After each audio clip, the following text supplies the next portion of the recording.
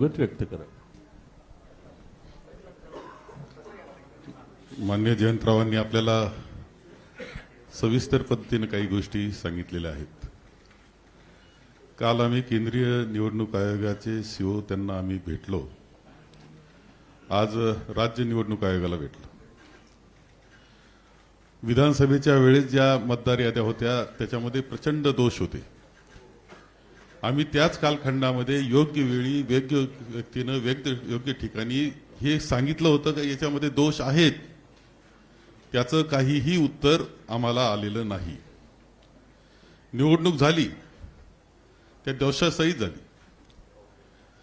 असे काही दोष की जे माननीय जयंतरावांनी सांगितलं की 20,000 मतदार हे बाहेरून आणून मी मतदान करून घेतलं, हे आता आमदार सांगतायत, असे दोष आहेत. काहींचे नाव वगळले गेले, काहींचे परत परत नावं ते दिसत आहेत, पत्ते चुकीचे आहेत, एका घराच्या नावावर अनेक आहेत.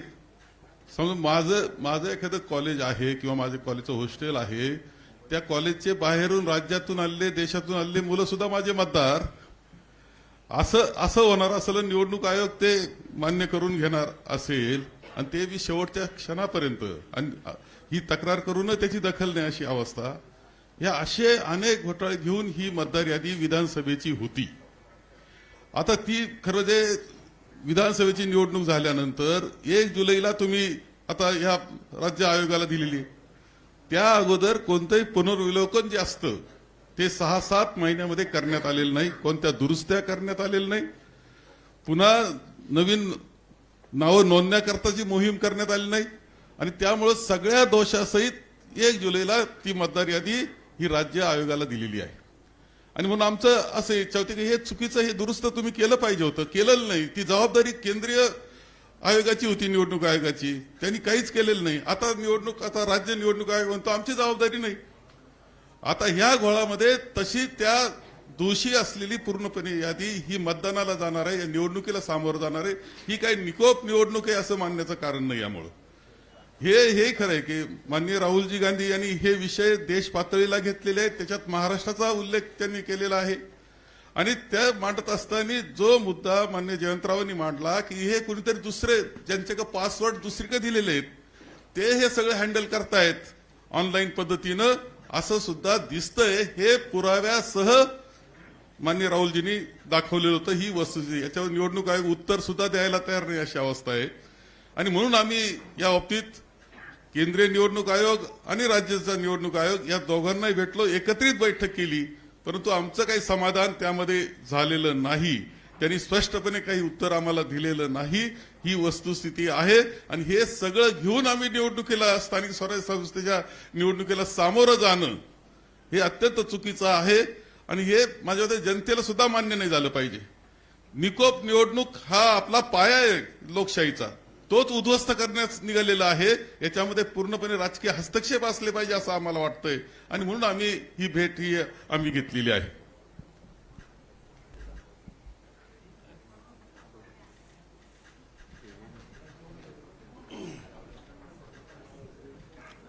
नमस्कार. काल आम्ही केंद्रीय निवडणूक आयोगाच्या प्रतिनिधींना भेटलो आणि आज आम्ही राज्य आणि केंद्रीय निवडणूक आयोगाच्या प्रतिनिधींना दोघांनाही भेटलो. आता जयंतराव म्हणाले किंवा बाळासाहेब म्हणाले, मला अत्यंत महत्वाची एक गोष्ट आपल्यासमोर आणि महाराष्ट्राच्या जनतेसमोर मला ठेवायची आहे की निवडणूक ही गोष्ट म्हटल्यानंतर राजकीय पक्ष आले आणि निवडणुकांना मतदान करणारा महाराष्ट्रातला मतदार आला. निवडणूक आयोग ही फक्त निवडणुका घेतात, कंडक्ट करतात. परंतु राजकीय पक्ष हे निवडणुका लढवतात. आणि राजकीय पक्षांना जर समजा निवडणूक आयोग ज्या याद्या, मतदार याद्या आहेत, ह्या जर समजा दाखवतच नसेल तर मला असं वाटतं की पहिला घोळ इकडे आहे की आम्ही तुम्हाला याद्याच नाही दाखवणार. म्हणजे मी आता तुमच्याकडे 2000